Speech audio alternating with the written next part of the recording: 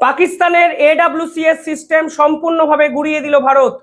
এডব্লিউসিএস সিস্টেমটি কি, নিঃসন্দেহে আপনাদের বিস্তারিত আলোচনা করব। তার আগে আজকে ভারতবর্ষের অফিসিয়াল স্টেটমেন্টে বলা হয়েছে কালকে অন্তত 50টি পাকিস্তানি ড্রোনকে ভারতের অফিসাররা, সেনারা সম্পূর্ণভাবে ধ্বংস করে দিয়েছে।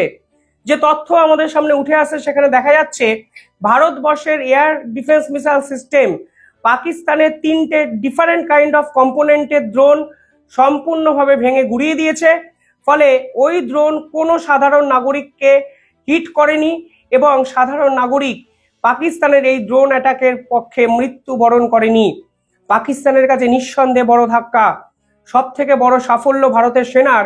কারণ যে মুন্সিয়ানায়, যে দক্ষতায় পাকিস্তানের এই ধরনের 50টি আলাদা আলাদা ড্রোনকে সম্পূর্ণভাবে গুড়িয়ে দিয়েছে ভারত, তাও কিন্তু ঐতিহাসিক এবং নজিরবিহীন। ভারতবর্ষ কালকে অফিসিয়ালি এ বিষয়ে মুখ খুলেছে এবং অফিসিয়াল স্টেটমেন্ট দিয়ে তারা এই বিজ্ঞপ্তি জানিয়েছে। পাকিস্তান সাধারণত চাইনিজ ড্রোন CH-4 ব্যবহার করে, তুর্কিশ ড্রোন বেরেক্তার ব্যবহার করে এবং পাকিস্তান সাপার ড্রোন ব্যবহার করে যা নিজেদের দেশের তৈরি। পাশাপাশি তুর্কি সোয়াম ড্রোন কালকে কিন্তু জম্মুর একাধিক জায়গায় নিশানা করে পাকিস্তানের পক্ষ থেকে ছোড়া হয়েছিল। একটা জিনিস বোঝার চেষ্টা করুন, জাতিসংঘের চূড়ান্ত রায় বা জেনেভা কনভেনশনের যদি রেজলিউশন পড়েন, সেখানে পরিষ্কার বলা হয়েছে যুদ্ধ হবে সেনাবাহিনীর সঙ্গে সেনাবাহিনীর।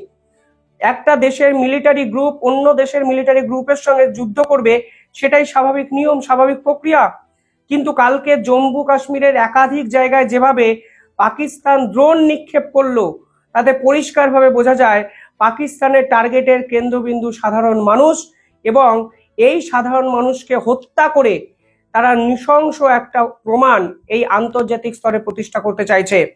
যদিও ভারত কালকে অত্যন্ত মুন্সিয়ানার সঙ্গে প্রত্যেকটি ড্রোন অ্যাটাক সম্পূর্ণভাবে প্রতিহত করেছে এবং ইন্টারেস্টিং বিষয় হলো পাকিস্তানের AWCS সিস্টেম সম্পূর্ণভাবে গুড়িয়ে দেওয়া হয়েছে ভারতের পক্ষ থেকে।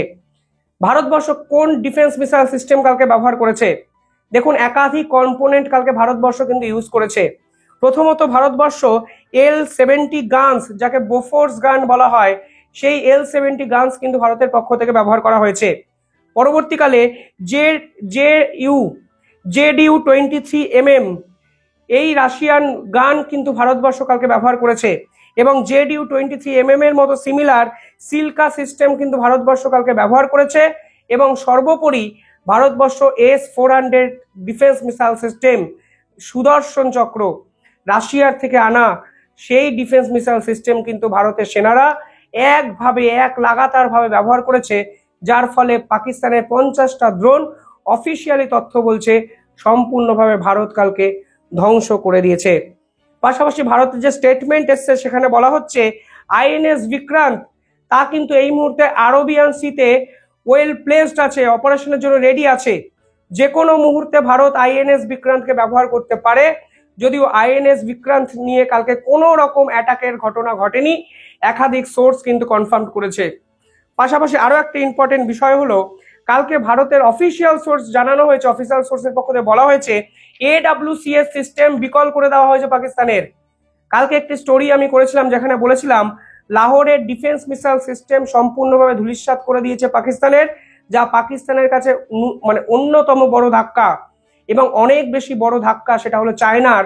কারণ পাকিস্তান চায়নার HQ-9 ডিফেন্স সিস্টেম কিন্তু ব্যবহার করে। এই HQ-9 ডিফেন্স সিস্টেম চায়না চাইছিল দেশ বিদেশে বিভিন্ন দেশের কাছে বিক্রি করতে, কিন্তু ভারতের এক একটা মিসাইল ড্রোন এই ডিফেন্স মিসাইল সিস্টেম যেভাবে ভেদ করে লাহোরের বিভিন্ন জায়গায় গিয়ে অ্যাটাক করলো, এর ফলে চায়নার মার্কেট প্রাইস এক লাফে অনেকটা কিন্তু কমে গেল, যা চীনের কাছেও কিন্তু একটা বড় ধাক্কা। পাশাপাশি ভারত বলেছে কালকে airborne warning and control system, যার পুরো কথা হলো AWCS সিস্টেম, তা কিন্তু সম্পূর্ণভাবে ধ্বংস করে দেওয়া হয়েছে পাকিস্তানের। AWCS সিস্টেমটা কি? দেখুন, এই বিমানের বিভিন্ন ফাইটার জেটের উপরের দিকে লাগানো থাকে এই গোলাকার একটি বস্তু, যার নাম AWCS সিস্টেম। বিভিন্ন ফাইটার জেট এবং মিশনের AWCS সিস্টেমকে বলা হয় চোখ, অর্থাৎ AWCS সিস্টেম থেকে দেখা হয় আশেপাশের কোনো শত্রু আছে নাকি, কোথায় অ্যাটাক করতে হবে, অ্যাকচুয়ালি AWCS সিস্টেমটি আসলে রিয়েল টাইম ইনফরমেশন প্রোভাইড করে। এই রিয়েল টাইম ইনফরমেশন প্রোভাইড করে বলেই ফাইটার জেটগুলো কোন অভিমুখে যাবে, কিভাবে যাবে, কোন অপারেশন করা উচিত, এই ডিসিশন কিন্তু পাইলট কালকে নিতে পারে, যেই সিস্টেমটি সম্পূর্ণভাবে ভারতের পক্ষ থেকে ধ্বংস করে দেওয়া হয়েছে।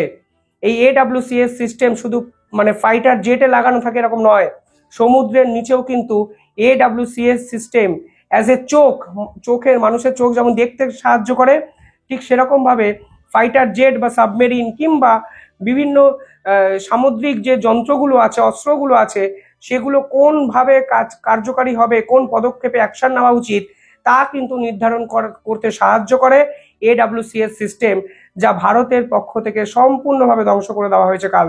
অর্থাৎ সব মিলিয়ে শেষ 3 দিনে পাকিস্তান লাগাতারভাবে চেষ্টা করেছে ভারতবর্ষের বিভিন্ন রেসিডেন্সিয়াল প্লেসগুলোকে অ্যাটাক করতে। কখনো শোনা যাচ্ছে অমৃতসরে তারা ড্রোন অ্যাটাক করতে চেয়েছে, কখনো জয়সালমীর, কখনো এমন কিছু জায়গাকে তারা টার্গেট করেছে যেখানে জনবসতিপূর্ণ জায়গা।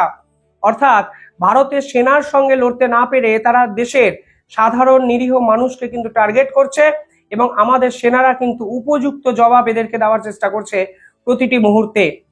কালকে কিন্তু ইন্ডিয়ান গেট, ভারতবর্ষের ইন্ডিয়ান গেটের জায়গা সম্পূর্ণভাবে খালি করে দেওয়া হয়েছিল, ইভাকুয়েট করে দেওয়া হয়েছিল। ভারতে এই মুহূর্তে চলছে IPL অর্থাৎ ইন্ডিয়ান প্রিমিয়ার লিগ, সেই ম্যাচও কিন্তু অবিলম্বে বন্ধ করে দেওয়া হয়, এবং আজকে কিছুক্ষণ আগে ঘোষণা করে দেওয়া হয় 1 সপ্তাহের জন্য IPL আপাতত স্থগিত। অর্থাৎ ভারতবর্ষ কিন্তু এতক্ষণ অবধি অত্যন্ত ডিফেন্সিভ মোডে পাকিস্তানের এই জঙ্গিপনাগুলোকে সহ্য করছে। এই মুহূর্তে ভারতবর্ষ কিন্তু পাল্টা অ্যাটাক বা কাউন্টার অ্যাটাকে এখনো অবধি যায়নি, কারণ অনেকগুলো ছোট ছোট অঙ্ক লুকিয়ে আছে। ভারতবর্ষ কিন্তু যুদ্ধ করার জন্য ঝাঁপায়নি। ভারতবর্ষ সেলফ ডিফেন্স অ্যাক্ট, এই act self defence, right two self defence, এই অ্যাক্টের আন্ডারে এখন অবধি বিভিন্ন কর্মকাণ্ড করছে। পাকিস্তান ড্রোন অ্যাটাক করছে, ভারতবর্ষ প্রতিহত করছে। পাকিস্তান 22শে এপ্রিল ভারতবর্ষে ঢুকে 26 জন হিন্দু পর্যটককে মারল। ভারতবর্ষ সেলফ ডিফেন্স অ্যাক্টের আন্ডারে 9টি জঙ্গি ঘাঁটি গুড়িয়ে দিল। অর্থাৎ আন্তর্জাতিক নিয়ম সম্পূর্ণভাবে ভারতবর্ষ মেনে চলছে। পাকিস্তানের মতো অবৈধভাবে, ইল্লিগালভাবে পুচের সাধারণ নাগরিকদের হত্যাকাণ্ড সঙ্গে জড়িয়ে গিয়ে পাকিস্তানের মতো এক সন্ত্রাসবাদ রাষ্ট্র হিসাবে ভারত নিজেকে প্রতিষ্ঠিত করতে চায় না, তা পরিষ্কার হয়ে গেছে ভারতের সম্পূর্ণ গতিবিধিতে।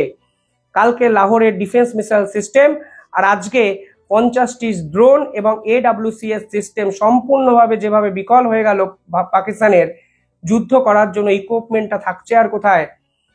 একটু আগে বালুচিস্তানের পক্ষ থেকে অফিসিয়ালি একটা জিনিস জানানো হয়েছে, যা আপনারা জানলে হয়তো অনেকটা চমকে যেতে পারেন। পাকিস্তানের বিপক্ষে এবার বালুচিস্তান লিবারেশন আর্মি এবং অন্যদিকে তালিবানরাও যুদ্ধ ঘোষণা করতে শুরু করেছে, যা পাকিস্তান সেনাবাহিনীর সামনে এখন 3 ফ্রন্ট ওয়ারের সামনে মুখোমুখি দাঁড়িয়ে আছে পাকিস্তান। দুটুকরো হবে ভাবছিলাম, কিন্তু সব যুদ্ধই যদি পরাজিত হয়ে যায় পাকিস্তান, আমার তো মনে হয় অনেকগুলো টুকরো পাকিস্তান থেকে বেরিয়ে আসবে। নিজের দেশকে বাঁচাতে পারবেন তো পাকিস্তানের সেনাপ্রধান আসিম মুনির? প্রশ্ন কিন্তু থেকেই যায়।